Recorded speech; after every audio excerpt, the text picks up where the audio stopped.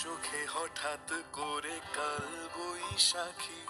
চৈত্রের শেষ বেলা পাতা ওড়ে নাকি, গত বছরের মায়া ভেঙে যাবে বলে,